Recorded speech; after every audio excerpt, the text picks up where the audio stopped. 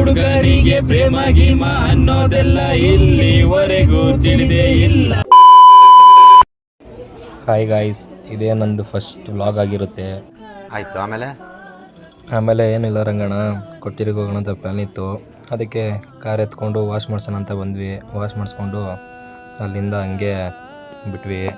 ಹೋಗ್ತಂಗೆ ಮೈಸೂರು ರೋಡಲ್ಲಿ ನಮ್ಮ ಹುಡುಗರು ನೋಡಿ ಇವಾಗ ಹೆಂಗೆ ಸಾಂಗ್ ಆಡ್ತಾರೆ.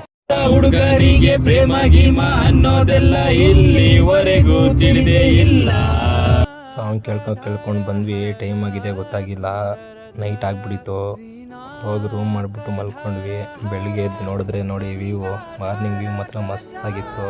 ಹಾಗೆ ಫ್ರೆಶ್ ಅಪ್ ಆಗಿ ದೇವಸ್ಥಾನ ಕಡೆ ಬಂದ್ವಿ. ದೇವಸ್ಥಾನ ಕಡೆ ಬಂದು ಹಾಗೆ ಇಲ್ಲಿ ದೇವ್ರು ಹೇಳ್ತಾಯಿದ್ರು. ದೇವ್ರನ್ನ ಕೇಳಿಕೊಂಡು ಹಾಗೆ ಪ್ರಾರ್ಥನೆ ಮಾಡಿಕೊಂಡು ಕಾಳು ಮತ್ತು ಟೀ ಕುಡ್ಕೊಂಡು ನಾವು ಹೊರಟಿದೆ ಕೊಟ್ಟಿಯೂರ ಕಡೆ. ಹೋಗ್ತಾ ಇದ್ದಾರಿಲ್ಲ ಹಂಗೆ ಹೊಟ್ಟೆ ಸಿದ್ದಿದೆ ಅಂದ್ಕೊಂಡು ನಾಷ್ಟ ಮಾಡಿಕೊಂಡು ನಾವು ಬಂದಿದ್ದೆ ದೇವಸ್ಥಾನ ಕಡೆ. ದೇವಸ್ಥಾನ ನೋಡಿಕೊಂಡು ಹಂಗೆ ಹೋಗ್ತಿದ್ವಿ. ನೋಡಿದ್ರೆ ಮುಂದೆ ಹೋದರೆ ಫುಲ್ಲು ಜನ ಅಂದ್ಕೊಳ್ಳಿ, ಎಷ್ಟು ಜನ ತುಂಬಿದ್ದಾರೆ ನೋಡಿ.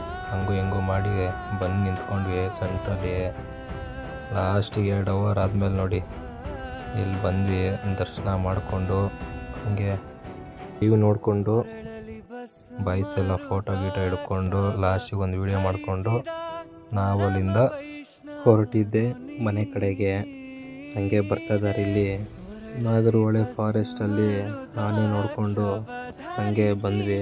ಮನೆ ಹತ್ರ ಬರೋಷ್ಟರಲ್ಲಿ 12 ಗಂಟೆ ಆಗಿತ್ತು.